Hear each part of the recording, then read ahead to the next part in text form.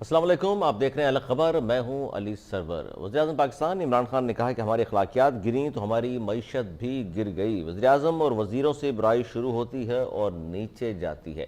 जबकि दूसरी तरफ हमने आज देखा कि पार्लियामेंट में मुश्तरका एहतजाज पर इतफाक़ के चंद घंटों बाद ही कमर ज़मान कारा के नून लीग पर तंजिया वार उन्होंने किए हैं, क्योंकि इलेक्शन होने वाला लाहौर में हल्का एन 133 पर, और वहाँ उन्होंने कहा कि जब मुस्लिम नून बैकडोर राब्ते ख़त्म करे। पीडीएम ख़त्म हो चुकी है, इसमें जान पाकिस्तान पीपल्स पार्टी की वजह से थी। नून लीग मान जाती तो पंजाब में अदम एतमाद से हुकूमत फारिग हो चुकी होती। ये बात पहली बार नहीं हुई है, इससे पहले भी कमर ज़मान कायर और पाकिस्तान पीपल्स पार्टी के बहुत सारे रहनुमा ये बात कर चुके हैं कि अगर नून लीग मान ले तो बासानी पंजाब में उस्मान बुज़दार की हुकूमत को ख़त्म किया जा सकता है। लेकिन नून लीग की तरफ से हमेशा नफ़ी में जवाब दिया गया है और कहा गया है कि जनाब फ़िलहाल हमारे सामने पत्ते शो किए जाएँ और बताया जाए कि जो 20-22 जो मेंबर्स का फ़र्क है ये कैसे पूरा किया जाएगा। इस हवाले से ज़ाहिर है पाकिस्तान पीपल्स पार्टी पत्ते शो करने को तैयार नहीं है, तो ये मामला हमेशा रुका रहा है। ये भी तंजिया वार किए कमर ज़मान कायरा ने तो पीडीएम के रहनुमा सामने आए हाफिज़ अब्दुल्ला, और उन्होंने इनका जवाब दिया है। उन्होंने कहा जी पाकिस्तान पीपल्स पार्टी ने पीडीएम के पीठ पर छुरा घोंपा है, और वो हम सब जानते हैं कि जिस तरह सेनेट में इंतखाबात हुए थे, यूसुफ रज़ा गिलानी साहब को किस तरह मुंतखब कराया गया, फिर चेयरमैन सेनेट क्यों नहीं बन सका, वो तमाम बातें मौजूद हैं। और एक अहम मामला कल कौमी सलामती की जो मीटिंग हुई उसमें उठाया गया था, अब तक उसकी गूंज बाकी है, वो है MQM के हवाले से कि खालिद मकबूल सिद्दीकी साहब ने कहा कि जनाब हमारा क्या कसूर है, अगर टीएलपी को दी जा सकती है माफ़ी, माहिदा हो सकता है, कलअज़म का स्टेटस ख़त्म किया जा सकता है, तो हमने तो ऐसा कुछ भी नहीं किया, तो लिहाजा हमारे भी दफातर खोले जाएँ और हुकूमत को ज़ाहिर सहारा दिया हुआ है तो फिर हमें भी रिलीफ दिया जाए। ये MQM पाकिस्तान का मुतालबा है, इस पर भी हम बात करेंगे। लेकिन अब सबसे पहले हमें ज्वाइन किया राना एहसान अफजल साहब, नून लीग के सीनियर रहनुमा हैं। उनसे हम बात करेंगे और उनसे पूछेंगे कि आज ये जो कुछ हुआ है इस पर वो क्या रद्द-ए-अमल देंगे। अस्सलाम वालेकुम राना साहब। जी वालेकुम। राना साहब, आज हमने देखा कि पार्लियामेंट में जो मुश्तरका एहतजाज पर इतफाक़ हुआ, फिर लेकिन चंद ही घंटों बाद कमर ज़मान कायरा ने एक बात की मीडिया से, और उसमें उन्होंने बड़े तंज किए हैं और कहा है कि बैकडोर राब्तों का धोखा नहीं चलेगा, और उन्होंने ये भी कहा कि मुस्लिम नून के बैकडोर राब्ते हैं और पीडीएम ख़त्म हो चुकी है, इसमें जान पीपल्स पार्टी की वजह से थी। और दोबारा उन्होंने दोहराया कि नून लीग अगर मान जाती तो पंजाब में अदम एतमाद कामयाब हो सकती थी। क्या कहेंगे सर इस पर आप कि आज अचानक फिर दोबारा एक तरफ तो मुश्तरका एहतजाज पर इतफाक़ हो रहा है, हुकूमत के ख़िलाफ़ लॉन्ग मार्च की तैयारियां भी कर रहे हैं, लेकिन दूसरी तरफ हम देखते हैं कि आज कमर ज़मान कायरा अचानक सामने आए हैं और ये तमाम बातें की हैं। बिल्कुल इसी तरह ये आज जब गिलानी साहब से असेंबली के लिए एक सवाल किसी सहाफ़ी ने पूछा कि जी ये मुस्लिम लीग नून के बैकडोर राब्ते हो रहे हैं, तो उन्होंने कहा जी मुझे तो इस चीज़ का कुछ नहीं पता। तो उन्होंने इस जो कमर ज़मान कायरा ने जो बात की उसकी नफ़ी कर दी। अगर कोई उनको किसी बैकडोर राब्ते का पता है तो वो ज़रूर बताएं कि कौन कर रहा है और कैसे कर रहा है। ये कतन एक गलत स्टेटमेंट है, और ये मैं समझता हूं कि ऐसी बात बगैर किसी प्रॉपर सोर्स के या कोई अगर हकायक के ऊपर बेस्ड होनी चाहिए। अपनी दिल की भड़ास निकालने के लिए इस तरह की बात जो है वो कमर ज़मान साहब को नहीं करनी चाहिए। लेकिन हकीकत ये है कि लीडर ऑफ अपोजिशन सीट के लिए, सेनेट के लिए बैकडोर राब्ते इस्तेमाल भी किए गए और उसके रिजल्ट भी निकले। तो ये पीपल्स पार्टी ने जरूर ये जो है इस तरह का अमल किया था।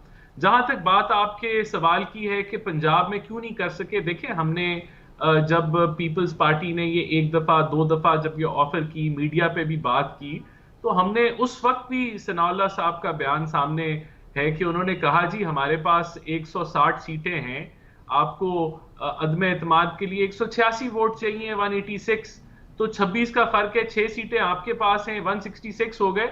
हमें आप बताएं, बैठे कोई नंबर्स कहाँ हैं, कैसे करने।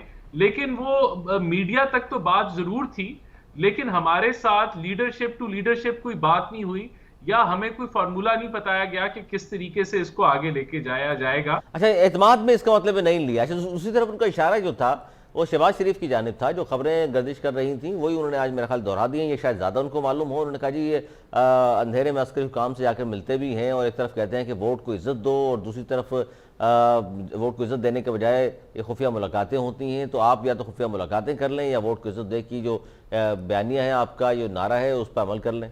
देखिए, सबसे पहले तो मेरी नॉलेज में तो ऐसी कोई मुलाकात नहीं है और मेरे ख्याल से मीडिया ने भी कोई इस तरह की कोई तस्दीक नहीं की कि मुलाकात हुई है। ये सारी एक कह लें कि सुनी सुनाई बातें हैं। लेकिन यहां मैं आपको एक चीज वसूख से मैं कह सकता हूं और हमारा पार्टी का बड़ा मौक़िफ़ भी क्लियर है। अगर हमारी बातचीत कभी होती भी है एस्टैब्लिशमेंट से, तो वो इस चीज पे नहीं होगी कि हमें कोई फेवर दिया जाए या हमारे लिए कोई आसानी पैदा की जाए। वो फ्री एंड फेयर इलेक्शंस के ऊपर होगा और वो उनका अपने दायरा कार में काम करने के ऊपर होगा। नहीं तो ये जो बात कर रहे हैं राणा साहब, आप इसका क्या मतलब है कि आप अगर उनसे बात होगी भी तो उनसे कहेंगे आपके फ्री एंड फेयर इलेक्शन होने चाहिए, उनसे क्यों तकादा कर रहे हैं? क्योंकि वही होते हैं जो इलेक्शन के अंदर जो है वो मनूवरिंग करते हैं। ये कौन सी ढकी छुपी बात है? जब जीप का निशान एकदम से नाजिल हो गया तो वो किसके कहने पे हुआ? कि कौन उंगली पकड़ के इमरान खान को इक्तदार में बैठाया? तो उन्हीं को कहा जाएगा, उनसे रिक्वेस्ट नहीं की जाएगी, उनको कहा जाएगा। ये तो फिर आप भी सर दीगर रहनुमाओं की तरह बड़ा इल्जाम लगा रहे हैं, क्योंकि सबूत अगर कोई ऐसा है तो अदालत से रुजू किया जाना चाहिए, ना कि इदारों को ब्लेम करें। देखिए, ये पाकिस्तान की जो तारीख है वो कोई उसके अंदर ये कोई ढकी छुपी बातें नहीं है। ये पूरी कौम, बल्कि मैं तो समझता हूँ बच्चा बच्चा जानता है कि क्या होता रहा, किस तरह होता रहा। लोगों को जब हम मुशर्रफ आया था तो किस तरह हमारी पार्टी को खत्म कर दिया गया था, लेकिन फिर भी हमने वो सरवाइव किया और फिर मुशर्रफ की भी छुट्टी कराई। किस तरीके से जो है वो ये चीजें तो हमारी क़यादत जो है वो अच्छा ये चीजें मौजूद है। मैं वापस आता हूँ आपके। इरफान जिलानी ने हमें ज्वाइन कर लिया, तहरीक इंसाफ के सीनियर रहनुमा। बहुत खुशामदीद आपको भी। शरीफ मुमताज़ साहिबा पाकिस्तान पीपल्स पार्टी MP हैं सिंध असम्बली की, आपको भी खुशामदीद कहूँगा। रेहान हाशमी सीनियर रहनुमा MQM पाकिस्तान के, आपको भी खुशामदीद। इरफान जिलानी साहब, आपकी तरफ मैं आऊँगा। वज़ीर-ए-आज़म साहब का भी एक स्टेटमेंट मेरे सामने है और जिसमें उन्होंने कहा कि हमारी अखलाकियात गिर गई तो इसलिए हमारी मईशत भी गिर गई है। वज़ीर-ए-आज़म और वज़ीरों से बुराई शुरू होती है और नीचे जाती है। सर ये क्या इसका मतलब है? अखलाकियात गिरी तो हमारी मईशत भी गिर गई, क्योंकि मईशत में तो बहुत बात हो रही है आजकल। बिस्मिल्लाहिर्रहमानिर्रहीम, शुक्रिया जी। देखिए, अखलाकियात गिर गई, मैं जो समझा हूँ वज़ीर आज़म के इस बयान को, उनका इशारा यकीनन मिनहजुल कौम हमारी ही तरफ है, हम सब की तरफ है कि जिस तरह से आवाम जो है वो परेशान है, महंगाई से परेशान है और दूसरी चीज़ों से परेशान है। और जिस तरह से आप देख सकते हैं, कल का ही मुजाहरा है जी, चीनी के ज़ख़ीराखोरों ने जो इस कौम के साथ किया है। लोग बिलक रहे हैं। एक तरफ जो है वो एक सियासी जमात जो है वो अपोजिशन भी कर रही है, जोरों के नारे भी लगा रही है, हुकूमत गिराने के नारे भी लगा रही है। एहसान अफजल साहब अभी थोड़ी देर पहले फरमा रहे थे कि उंगली पकड़ के बिठाया है। खैर, उंगली जी बिल्कुल इस अवाम ने, इस पाकिस्तानी कौम ने वज़ीर आज़म को उंगली पकड़ कर बिठाया है, वानों तक पहुँचाया है, अल्हम्दुलिल्लाह। तो इखलाकी तौर पे हमारा हाल ये हो गया है कि हम इरफान ये जो बात कर रहे हैं, अब अवाम ने उंगली पकड़कर बिठाया है कुर्सी पर इमरान खान साहब को, वही अवाम अब आपको नजर आ रही है बाहर निकली हुई जो महंगाई के खिलाफ एहतजाज कर रही है? देखिए, मेरी बात सुने, इसमें कोई शक नहीं है कि महंगाई में इजाफा हुआ है। उसकी वजूहात भी आहिस्ता आहिस्ता आपके सामने आ रही हैं। जिस तरह से हजारों टन चीनी बरामद की गई है, आपने देखा है कल का, आपके सामने, हम सबके सामने। जिस तरह से अपोजिशन शोर मचा रही थी कि जी महंगाई हो गई और सारा हो गया, इसके पीछे भी आप देखेंगे आहिस्ता आहिस्ता जब पर्दे फाश होना शुरू होंगे, और हो चुके हैं, जब पर्दे फाश होना शुरू होंगे तो उसके पीछे भी इन्हीं का चेहरा नजर आएगा।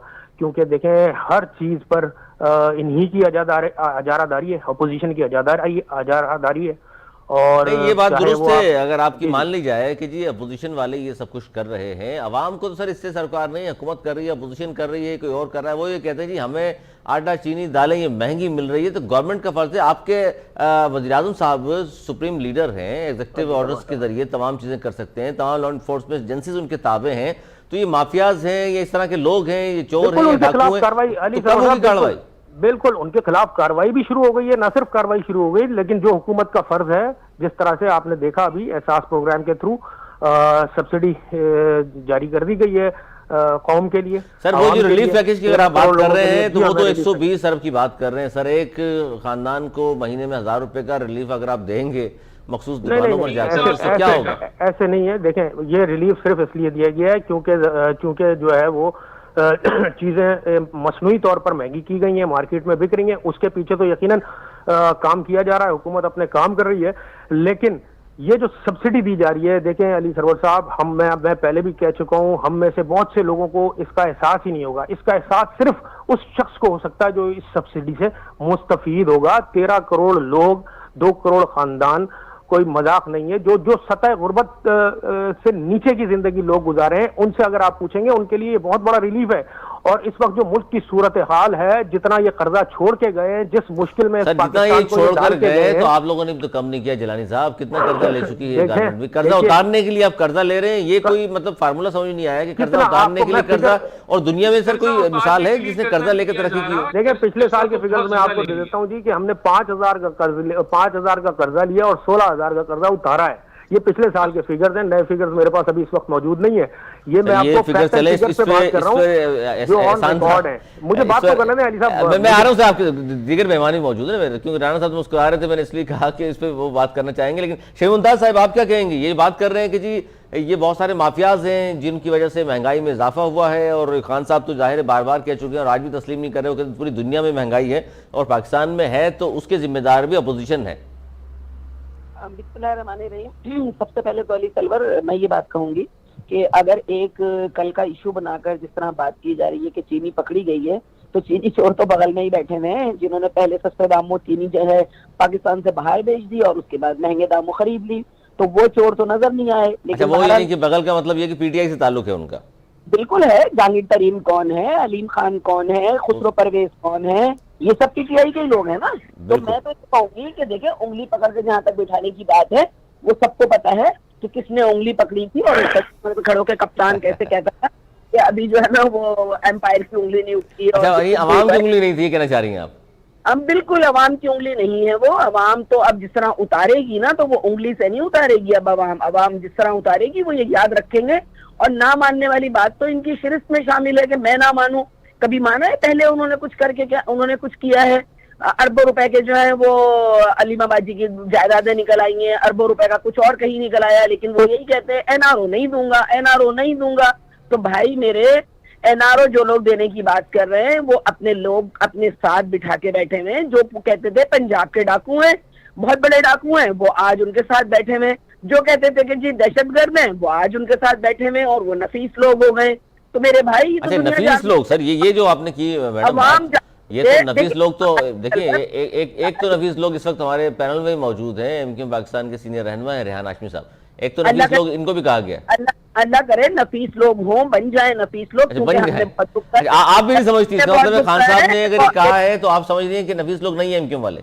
मैं ये कह रही हूँ कि इस वक्त जो हमारा इशू है सबसे बड़ा वो महंगाई है। और जब हम देते थे बेनजीर इनकम सपोर्ट, तो ये कहते थे 1,000 रुपए से क्या होगा। आज वही शख्स बैठ के कह रहा है कि उस आदमी से पूछें जिसको 1,000 रुपए की सब्सिडी दी जा रही है और वो अभी नहीं मिलेगी। अली सरवर, 4 हफ्ते के बाद, अभी तो आपने मैसेज जमा करने शुरू किए हैं कि मैं मैसेज करूं कि जी उस आदमी की आमदनी कितनी है, 31,000 से अगर कम है, तो 4 हफ्ते के बाद उसको मैसेज मिलेगा कि आया वो ले भी सकता है कि नहीं ले सकता। सबसे खूबसूरती इनकी ये है कि ये पहले से तजजिए कर लेते हैं कि जी 22 करोड़ अवाम है, तो 22 अरब लोग जो हैं उससे फायदा उठाएंगे। ये भी इनके ही कप्तान साहब का कहना है। वही जो फिगर है जो ये कह रहे हैं कि हम छोड़ गए थे, मेरे भाई कर्जा सबने छोड़ा है। हर आने वाला दूसरे को बुरा कहता है, लेकिन माफ कीजिएगा, जितना कर्जा इस 3 साल में पीटीआई की गवर्नमेंट ने लिया है, इतना आप कह रही हैं कि चोर ने नहीं लिया। अच्छा, इस पे मैं इत्तेहादी जमात के रेहान हाशमी साहब भी मौजूद है, उनसे पूछ लेते हैं कि वो और उनके वोटर सपोर्टर क्या मुतासिर नहीं है महंगाई से, और क्या उनका लाएमल होगा, क्योंकि सभी अगर परेशान हैं। तो रेहान हाशमी साहब, आप लोगों को भी जाहिर है इस वक्त तो बड़ी टेंशन होगी इस बात की कि आपके वोटर सपोर्टर भी महंगाई से बहुत ज़्यादा मुतासिर हैं, और यकीनन वो चाहते ये होंगे कि आप गवर्नमेंट में मौजूद हैं, इत्तेहादी हैं, तो कुछ रिलीफ मिला जाए। बिस्मिल्लाहिर्रहमानिर्रहीम। देखिए अली, शदीद तहफ़्फ़ुज़ात है जिसका हमने 12 इजहार भी किया, और क्योंकि आपकी बात बिल्कुल दुरुस्त है, लोग जिन्होंने हमें सपोर्ट की, जो हमारे वोटर्स हैं, वो आज पूछ रहे हैं हमसे कि आप इस गवर्नमेंट के साथ क्यों इलाक़ते हैं, क्यों कोलिशन बनाई हुई है। और हमारे कुछ बहुत ही वाज़ेह पॉइंट्स थे जिसके ऊपर हमने इत्तेहाद किया था, और आज भी इत्तेहाद की बुनियाद वही तमाम नुकात है जिसमें सेंसस है, रीसेंसस कराने के मामलात हैं, कराची पैकेज है, कराची की रिहैबिलिटेशन है, एमक्यूएम के लीगल दफातर खोलने के मामलात हैं, एमक्यूएम के जो लोग जिनके ऊपर मतलब बेबुनियाद मुकदमात बनाए गए हैं, जो कि बदकिस्मती से हमारे मुल्क का एक वतीरा बन गया है, यहाँ पर इस्तेहसाल करना और पॉलिटिकल विक्टिमाइज करने का कल्चर बन गया ये है। सारी चीजें रेहान हाशमी साहब, ये तो इमरान खान साहब के सामने तो बारहा रखी होंगी यकीनन आपने। कल तो आपने सलामती कमेटी की जो मीटिंग थी गालिब मकबूल सिद्दीकी साहब ने वहां भी रख दी, लेकिन वहां से मेरा ख्याल है क्या जवाब आया कि वो ये सब काम जो आप कह रहे हैं हो जाएंगे? देखें, अभी क्या जवाब आया इसका तो नहीं मालूम। अलबत्ता जो नुकात थे हमारे उसमें रीसेंसस के हवाले से आपको पता है कि वो रीसेंसस के हवाले से डिलैबरेशन हुई है। उसके अलावा कराची पैकेज के हवाले से ये भी बताता चलूं कि माना इस बात को कि एक बड़ी रकम का वादा किया गया था, लेकिन आज भी कराची में, अर्बन सिंध में जो काम हो रहे हैं वो मेजॉरिटी फेडरल गवर्नमेंट के फंड से ही हो रहे हैं। जो यहाँ पर वो अच्छा, यानी सिंध गवर्नमेंट नहीं कर रही कुछ भी, ये कहना चाह रहे हैं आप? मैं देखिए बिल्कुल रद्द नहीं कर रहा हूँ कि नहीं कर रही, लेकिन मैं ये क्लेम कर रहा हूँ कि निस्बतन फेडरल गवर्नमेंट जो काम कर रही है, जो कि फेडरल गवर्नमेंट की जिम्मेदारी नहीं थी, और एमक्यूएम के मुतालबे और कराची पैकेज के मुतालबे के बाद जो काम हो रहे हैं पिन पॉइंट करके बताया जा सकता है वो फेडरल गवर्नमेंट के फंड से हो रहा है। हालांकि फेडरल गवर्नमेंट वो आपके कहने से हो रहे हैं सर, या रेहान हाशमी साहब, या उनके अपने यहाँ से जो एमएनए एमपीएस मुंतखब हुए जिनकी तादाद आप लोगों से कहीं ज्यादा है, उनके कहने से हो रहे हैं? देखिए, पीटीआई और एमक्यूएम दोनों एक स्टांस को मानती है, वो ये थी सर इलेक्शन आप लोगों ने अलग अलग लड़ना है, ये देख लीजिए। आप मेरी बात को, एमक्यूएम और पीटीआई वो जमात है जो कि इस बात पर मुत्तफिक थे और अभी भी है कि लेजिस्लेटर्स के जरिए डेवलपमेंट का काम नहीं होना चाहिए। और अगर अभी डेवलपमेंट का काम कॉन्स्टिट्यूएंसी वाइज हो रहा है, हल्का बंदियों की बुनियाद पर हो रहा है, तो वो बुनियादी तौर पर हम सिंध। सर मैं तो ये पूछ रहा हूँ रेहान हाशमी साहब, अब बल्दियाती इलेक्शन होंगे तो आप ये बताइए कि पीटीआई वाले तो कहेंगे जी हमारे चेयरमैन साहब ने सारे काम करा दिए, तो आप क्या बताएंगे? देखिए, पीटीआई एक अलग जमात है, हम अलग जमात। आप क्या कहेंगे कि आपकी वजह से काम हुआ सारा? भाई मैं नहीं कह रहा, ये तो हम पिछले 3 साल से कह रहे हैं। मैं ना भी कहूँ तो लोग तो जानते हैं ना भाई, हमारा मुतालबा, हमारा जो कोलिशन तक किन बुनियादों पर लोग नहीं जानते ना, लोग जानते तो आखिरी जो इलेक्शन हुआ है कैंटोनमेंट्स के, उसमें आपको भी मालूम है क्या हुआ आपके साथ, तो लोग नहीं जानते इन बातों को। के मैकेनिज्म अलग है, लोग जो जानेंगे, जो करेंगे, वो लोग तो बहुत सारी चीजें और भी जानते हैं। लोग तो ये जानते हैं कि मेयर के पास कचरा उठाने तक नहीं था, लोग तो ये भी जानते हैं कि एमक्यूएम के लीगल दफातर तक बंद हैं, लोग तो ये भी जानते हैं कि एमक्यूएम को गैर एलानिया मुख्तलिफ लोग ये भी जानते हैं कि एमक्यूएम के दफातर बंद हैं, उसकी बात एमक्यूएम करती है। एमक्यूएम नौकरियां नहीं मांगती, पानी की सहूलत नहीं मांगती, तालीम पे बात नहीं करती, वो कहती है जी हमें जाके खुर्शीद मेमोरियल हॉल दे दें और हमारे दफातर दे दें, बस। हम तो यही कह रहे हैं ना कि हमारे लीगल दफातर दिए जाएं। अच्छा, इस पे हम बरहम भी हुए हैं, वजीर आजम साहब से हमारी नाराजगी भी रही है, लेकिन हम किसी भी ऐसे जगह पर, सर आप बरहम हो, नाराजगी हो, लेकिन ये बात तो अपोजिशन कहती है, बहुत सारी पार्टी, पीपल्स पार्टी भी कहते हैं कि कुछ भी ये कर लें, हुकूमत से बाहर नहीं आएंगे, पुरानी तनख्वाह पे काम करते रहेंगे। ये उनका अपना स्टांस है। अब मुझे कोई हल बताएं, क्या हम कलदम जमात की तरह कोई पुरतशद्दुद कार्रवाइयां करें? अच्छा, इस पर पूछ लेता हूँ, ये बात जो की ना, इस पर पूछ लेता हूँ। राणा साहब आप जवाब दे दीजिए, ये टीएलपी के साथ माहिदा भी हो गया, कलदम का लफ्ज हटा दिया गया और मैन धारे में लाया जा रहा है उसको। अगर एमक्यूएम भी अपने मुतालबात सामने रखे हैं, वो भी कल की मीटिंग में आपको भी मालूम होगा, ये खबरें तमाम चीजें ज़ाहिर अखबारात में शाया हो चुकी हैं, ये कह रहे हैं कि हमारे जो दफातर बंद थे कम अज कम वो खोल दिए जाएं, तो इस तरह की बातें फिर मान लेनी चाहिए, आप भी ये समझते हैं बतौर एक रहनुमा नून लीग के? देखिए, बिल्कुल, अगर ये इतने बड़े बड़े यू टर्न्स अगर हुकूमत अपनी पॉलिसी पे लेंगे, और अगर महवर जो है वो डिसीजन मेकिंग का ये है कि जो हुकूमत पे प्रेशर डाले, जो इनका बाजू मरोड़े, उनकी वो बात जो है मनोमन तस्लीम कर लें, और जो पुलिस वालों की हलाकतें हुई उनके खानदान वालों को ये जवाब दें कि पहले कलादम क्यों किया था आपने उनको, आज जो आप बड़ा सवाल, और अगर इनको किया था, बड़ा सवाल, तो फिर तो पूरी लाइन लगी हुई है, सबको कर दे, फिर क्या फर्क पड़ता है? ये मुल्क के अंदर सारे गंगा में नहा रहे हैं, सारे नहाते जाएं। ये इस तरह की पॉलिसीज पे तो फिर ये बिल्कुल क्लेम लोगों के उठेंगे। और ये मैं तो पहली बात तो ये सवाल पूछता हूं हुकूमत से, पीटीआई से, कि आपने जब इनको कलादम किया तो तब क्यों किया, और क्या ये इतनी जल्दी जल्दी फैसले होते हैं, ऐसे फैसले होते हैं?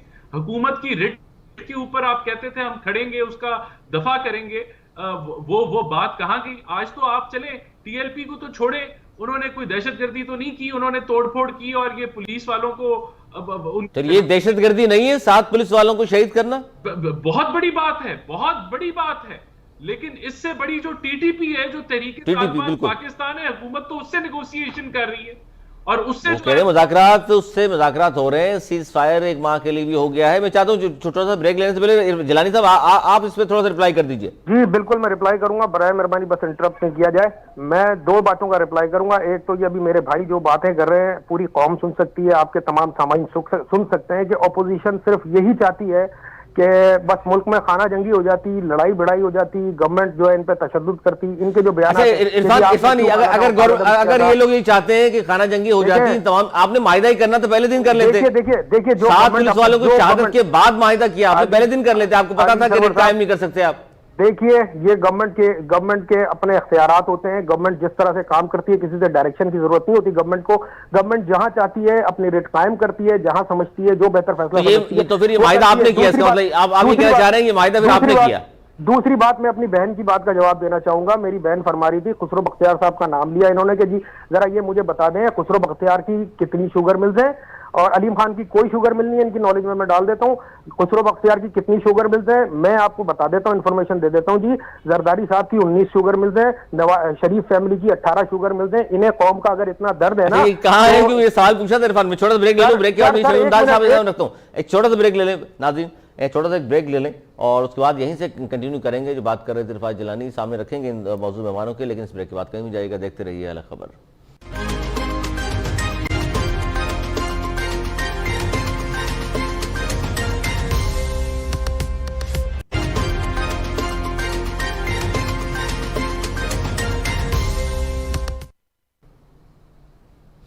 प्रोग्राम में एक बार फिर खुशामदीद। हम बात कर रहे थे जी इस वक्त MQM पाकिस्तान के हवाले से। ज़ाहिर TLP से जब 7वां माहिदा किया गया है, 6ठे माहिदे पर अमल दरामद करने के लिए, तो MQM की भी जायज़ मुतालबात हैं। उन्होंने कहा है जी हुकूमत, फिर ज़ाहिर है हुकूमत को सहारा भी दिया हुआ है, तो उन्होंने कहा जी हमें भी रिलीफ दिया जाए। और दूसरी तरफ इल्ज़ामात जो हैं कि जी वफाकी हुकूमत तो कराची में काम कर भी रही है, लेकिन पाकिस्तान पीपल्स पार्टी को जो काम करना चाहिए 14 साल में उतना नहीं कर सके। शमी मुमताज़ साहिबा, जाहिर है बल्दियाती इलेक्शन अब आपने कराने हैं या नहीं कराने, पहले तो इसका बता दीजिए, क्योंकि बहुत सारे लोग तो ये कह रहे हैं कि इससे पहले जितने भी इलेक्शंस हुए हैं बल्दियाती, वो सुप्रीम कोर्ट के कहने पे तो आपने करा भी दिए, अदरवाइज तो कराने के मूड में है नहीं पाकिस्तान पीपल्स पार्टी वाले। सबसे पहले तो मैं अपने भाई का जवाब दूंगी कि जिस तरह उन्होंने शुगर मिले गिनवा दिए जरदारी साहब की या नवाज शरीफ साहब की, तो मैंने भी उनसे मैंने भी एक सवाल पूछा था कि जरा अलीमा वाजिबी जायदाद भी तो गिनवा देते तो मुझे जरा तसल्ली हो जाती, मेरे दिल को तसल्ली हो जाती। क्योंकि बात सिर्फ शुगर की नहीं हो रही है, बात तो आटे की भी हो रही है, बात तो बिजली की भी हो रही है, बात तो गैस की भी हो रही है, बात तो जो है लोगों को जो है नौकरियों से निकालने की भी हो रही है, बात तो जो है वो 50 लाख घरों की भी हो रही है। तो मेरे भाई सारी बातों का जवाब देना, एक चीज से क्यों पकड़ के बैठ गए शुगर शुगर शुगर, क्योंकि उनको पता है कि इस वक्त उनको खेलना है तो वो शुगर पे ही खेलेंगे।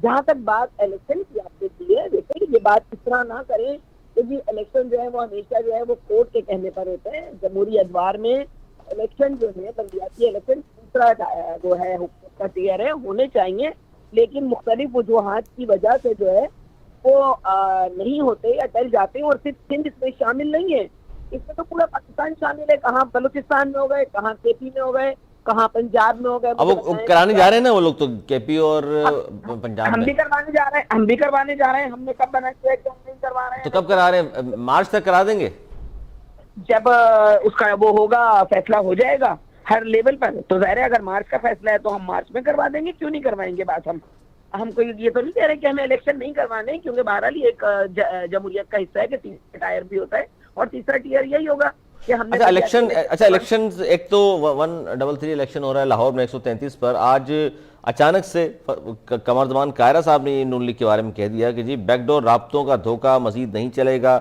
नून लीग मान जाती तो पंजाब में अदम एतमाद आ भी जाता, PDM ख़त्म हो चुकी, इसमें जान हमारी वजह से थी, मुस्लिम लीग नून बैकडोर राब्ते ख़त्म करे। तो ये क्यों मुतालबा इस तरह कर रहे हैं? क्योंकि अभी राणा साहब ने फरमाया कि जी बैकडोर राब्ते कहाँ सबूत है कोई आपके पास? इस तरह के इल्ज़ाम लगा दिया आपने खड़े होकर।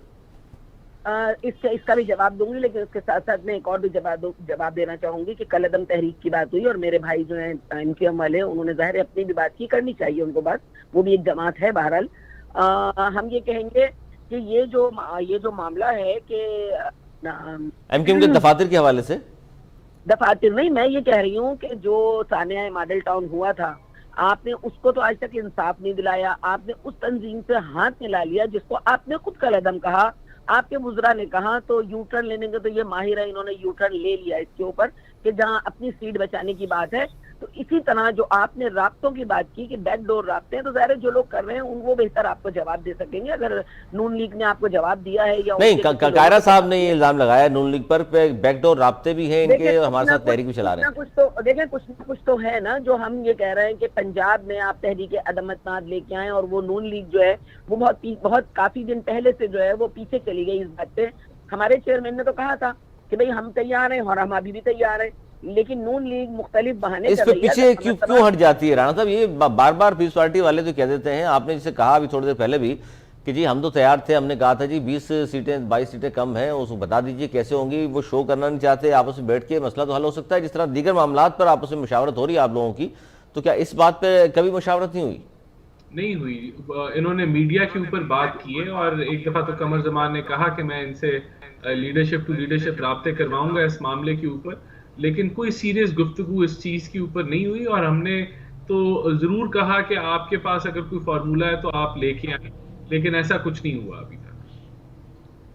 अच्छा, ऐसा फार्मूला कोई नहीं आ सका, और ये तो अच्छी बात। इरफान जिलानी साहब, गुजारिश ये है, मेरी बहन नलीमा बाजी का नाम लेती हैं जिनको सुप्रीम कोर्ट ने क्लीन चिट दी है, और मैं इनको याद दिलाना चाहता हूँ कि सिंध में क्या हो रहा है। ठीक है ना, तहरीक इंसाफ के पास कोई अयान अली का नाम है मनी लॉन्ड्रिंग के लिए, ना तहरीक इंसाफ के पास कोई छोले वाले, चने वाले, फालूदे वालों के अकाउंट निकलते हैं। आज सिंध में जो आटा बिक रहा है वो 85 रुपए किलो बिक रहा है। दूसरी तरफ अगर आप देखें तो सिंध के सरकारी गोदामों से 1,31,000 टन गंदम की बोरियां गायब हो जाती हैं और उनमें मट्टी भरी होती है, जिसकी वजह से फ्लोर मिल्स को आटे गंदम की सप्लाई नहीं होती है। और आज सिंध का गरीब आदमी यहाँ पर 85 रुपए किलो आटा लेने पर मजबूर है। महंगाई पर ये शोर कर रहे हैं। सिंध में लोगों को गोलियां मारी जा रही हैं सरेआम। जो आपकी मुखालफत में आता है, जो आपके खिलाफ वीडियो बनाता है, जो आपके खिलाफ आवाज उठाएगा, उसको गोली मार दी जाएगी, चाहे सहाफी हो, चाहे वो कोई आम शहरी हो, चाहे वो कोई आम आदमी हो। जो इनके खिलाफ आवाज उठाएगा वो ये सारे हालात जो मुझे कंप्लीट करना नहीं, मैं चाह रहा हूँ इसमें थोड़ा बता दें। सारे जो हालात सिंध के बता रहे हैं, मतलब पंजाब में तो अमन भी है और दूध शहद की नहरें बहाई हुई आपने। मैं आपको पंजाब की भी सूरत हाल बता दूंगा, जरूर बताऊंगा, लेकिन मुझे मैं सिंध में रहता हूँ, मैं उसकी बात कर रहा हूँ। मेरा कराची शहर का लड़का बेरोजगार फिर रहा है। मेरे कराची शहर के लड़के प्राइवेट कंपनीज में नौकरियां कर रहे हैं, सरकारी नौकरियों के लिए। अच्छा, ये एक बड़ी अजीब सी बात है कि आप कह रहे हैं जी हमारे पीटीआई के लड़के भी बेरोजगार घूम रहे हैं, एमक्यूएम के लड़के बेरोजगार घूम रहे हैं, आप वफाक में हुकूमत भी आपकी, और रेहान हाशमी साहब भी कह रहे हैं हमारे लोग बेरोजगार, आप भी बेरोजगार। सर कर दिया पीपल्स पार्टी ने, मेरिट का बेड़ा गर्क कर दिया पीपल्स पार्टी ने। आप किसी भी इदारे में आपको नौकरी चाहिए तो लड़के के पास 5 से 8 लाख रुपए होने चाहिए तो आपको नौकरी मिलेगी, चाहे वो किसी भी स्केल पर हो, डिपेंड करता है। ये सूरत हाल है। रेहान हाशमी साहब मुत्तफिक हैं आप इस बात से? मेरे से पूछा आपने? जी, रेहान हाशमी साहब से पूछ रहा हूँ। जी बोले सर। ये जो बात हो रही है, इरफान जिलानी साहब फरमा रहे हैं कि सिंध में 8-8 लाख की नौकरियां बेची जाती हैं और पीटीआई वाले और एमक्यूएम के जो वोटर सपोर्टर हैं बेचारे जुतियां चटकाते फिर रहे हैं, नौकरियां नहीं मिल रही उनको। देखिए, इस बात में सदाकत तो है ना। अच्छा, ये इसलिए नहीं बोल रहा कि हमारे कोलिशन पार्टनर हैं। बदकिस्मती से बैड गवर्नेंस की वजह से पूरे मुल्क में अगर जुडिशरी मुतहर्रिक हुई है तो वो सिंध में हुई है। पूरे मुल्क में अगर इस पे एतराज है आपको? सुन तो ले, इस पे एतराज है, इसका मतलब है आपको 18वीं तरमीम के बाद लॉ एंड ऑर्डर को रिस्टोर करना सूबे की जिम्मेदारी है। पूरे मुल्क में अगर लॉ एंड ऑर्डर रिस्टोर करने के लिए रेंजर्स मुतहर्रिक हुई तो सिंध में हुई है। पूरे पाकिस्तान के अंदर किसी भी सूबे में वो लाकानूनियत के मामलात को सुधारने के लिए रेंजर्स मुतहर्रिक हुई है तो सिंध में हुई है। पूरे पाकिस्तान में कहीं पर बदतरीन बल्दियाती निजाम जहां पर मेयर के पास सॉलिड वेस्ट ना हो, यानी कि कचरा उठाना ना हो, वो है सिंध के अंदर।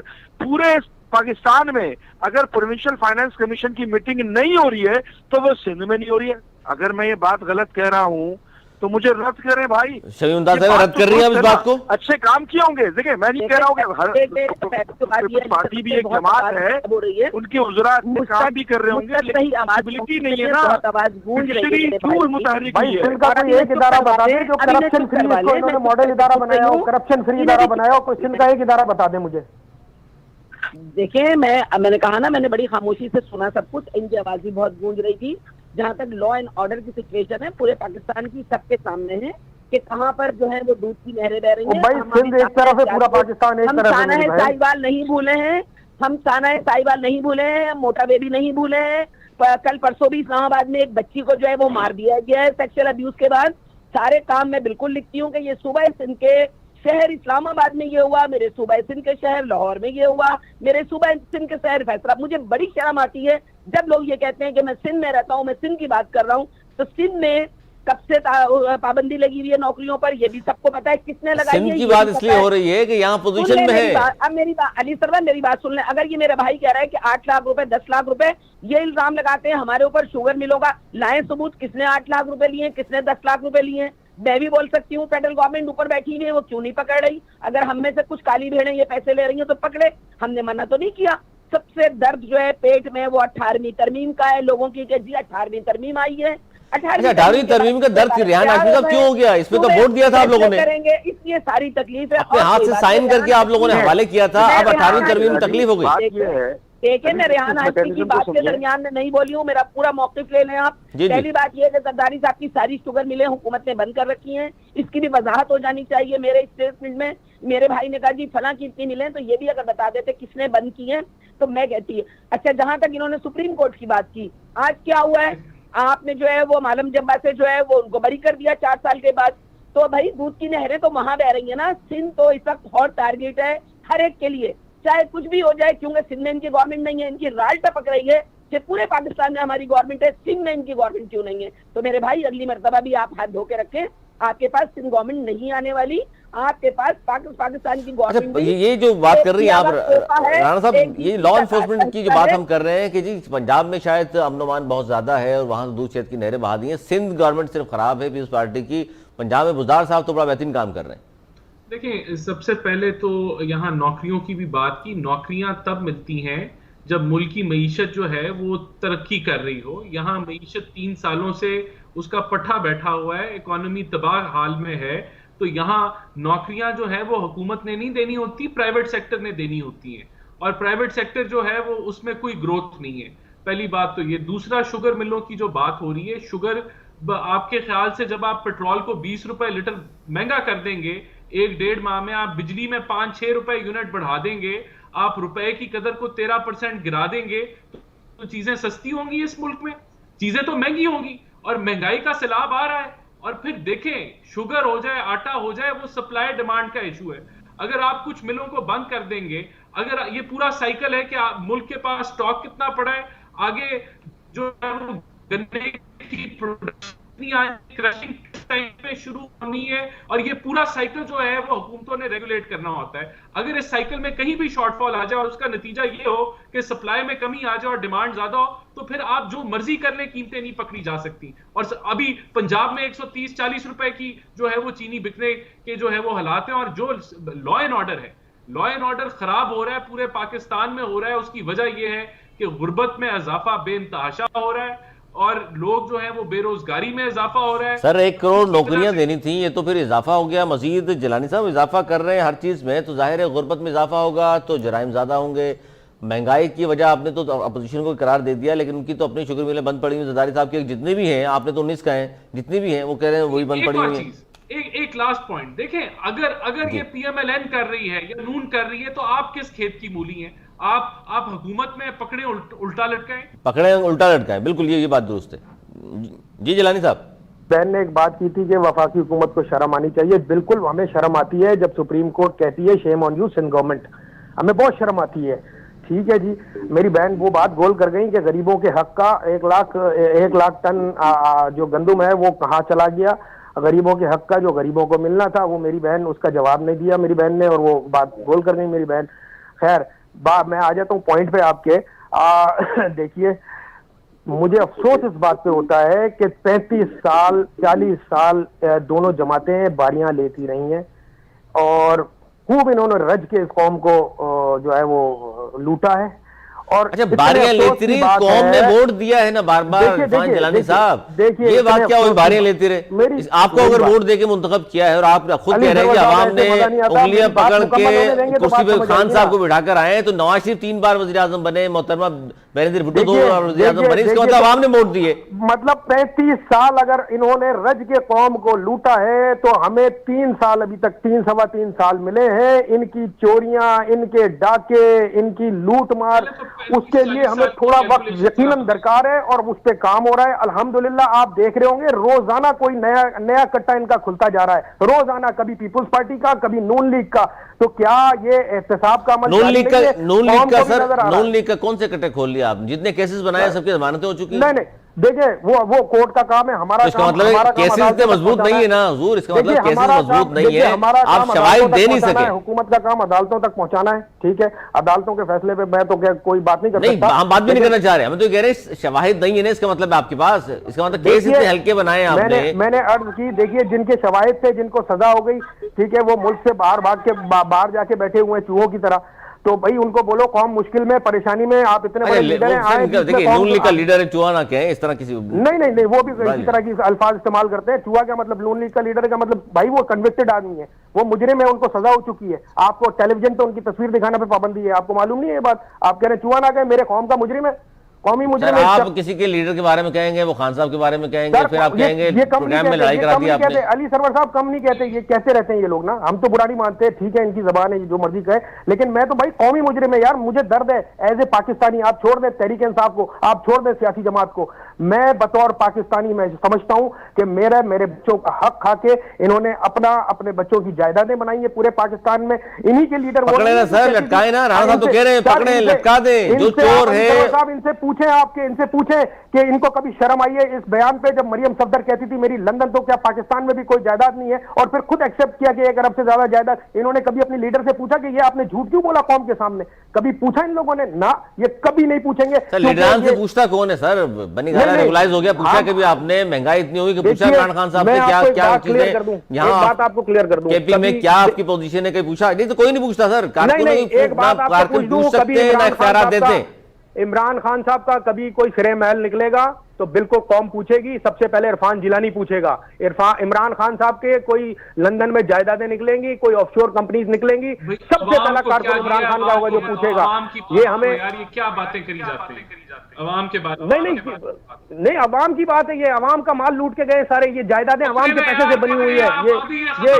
ये जी पकड़ रहे हैं ना, यही तो मसला है इरफान जिलानी, यही तो बात है कि ये जब गवर्नमेंट वाले ये कह रहे होते हैं कि जी वो फलां भाग गया और फलां चोर है, तो गवर्नमेंट का काम चोर बताना नहीं, पकड़ना है। देखिए वो तो कानूनी रास्ते अख्तियार करके भाग जाते हैं। भाई भागते क्यों? अगर आप कौमी लीडर हो, पाकिस्तान आओ, मुकाबला करो। जो मर्जी बोलते रहो, हम भी जो मर्जी बोलते रहे, वो बात नहीं बनती ना। आप जो कोई कन्विक्टेड है उसके ऊपर बात। सर मैं तो अवाम की बात कर रहा हूँ, ये अवाम की बात है। देखिए एहसन अफजल साहब, अवाम, जब भी मैं अवाम की बात करूंगा, मुझे पता है इन्हें तकलीफ होगी। जब भी अवाम की बात करूंगा, अवाम के हक की बात करूंगा, इन्हें तकलीफ होगी। अरे अवाम की बात ये भी है जो रेहान हाशमी ने की, वो भी अवाम की बात है। रेहान हाशमी साहब, अब होगा क्या? सब जगह आपने दरवाजे खटखटा लिए, कह दिया, सब कुछ हो गया, और आपने बहुत सपोर्ट भी किया गवर्नमेंट को, गवर्नमेंट भी मजबूर है, और जहां आपने पैगाम पहुंचाना था वहां पहुंचा दिया। अब आखिरी काम बता दें, क्या करने लगे हैं आप लोग? देखिए, हम जमहूरी आईनी तरीक़ाकार इख्तियार करके रखेंगे। एक हमारा परसेप्शन इतना हमें मसला हमारा परसेप्शन जो क्रिएट किया गया ना, उससे है बुनियादी तौर पे वो। और हमने देखें 3-4 साल खास तौर पर जब से अलहदगी इख्तियार की, उसके बाद से हमारा कंडक्ट सामने है। हम किसी भी ऐसी कार्रवाई, किसी भी पुरतशद्दुद माइंडसेट या अदम जिसको बर्दाश्त का माइंडसेट है, उसको डिसोन करते हैं। और ये 4 साल अगर पीटीआई के साथ कोलिशन रहा तो देखने वालों ने भी देखा, ऑब्जर्व करने वालों ने भी देखा, और सबके सामने मौजूद है। तो हम उन बुनियाद के ऊपर ये मुतालबा कर रहे हैं कि देखिए जो हमारे लीगल दफातर हैं, हम क्यों अगर बराबर की हिस्सा समझते हैं आप, और ये जो तरीक़ाकार अडॉप्ट किया जा रहा है पाकिस्तान में, बदकिस्मती से जो सियासी विक्टिमाइज करने का जो तसलसल है, क्या नवाज शरीफ साहब के ऊपर मुकदमे पीपल्स पार्टी के दौर में नहीं बने? अच्छा, कौमी धारे में जो लाया जा रहा है कलदम तंजीमों को, इसके हक में है आप लोग? नहीं है जी, तो कलदम तंजीमों को कौमी धारे में लाया जा रहा है, इसके तो हक में है एमक्यू या नहीं है? देखिए, हम तो वो तमाम इक़दाम जो कि मुल्क की सलामती के लिए जरूरी हैं वो करें, अच्छी बात है, लेकिन साथ में किसी को इस्तेहसाल ज़्यादा ना किया जाए, किसी को आइसोलेट ना किया जाए, एहसास महरूमी का शिकार ना किया जाए। आप वाज़ेह तौर पर ऐलानिया पुरतशद्दुद कार्रवाई करने वालों को अगर कौमी दायरे में लाने की बात कर रहे हैं, और जहां पर दूसरी तरफ इल्जामात की बुनियाद के ऊपर आइसोलेशन का शिकार बहुत बड़े ग्रुप को या एक जो सेगमेंट है मुआशरे का, सोसाइटी का, उसको आइसोलेट करेंगे, एहसास महरूमी पैदा होगी। एहसास महरूमी पैदा होगी। जी शमीम मुमताज साहब, आखिरी वर्ड आपके।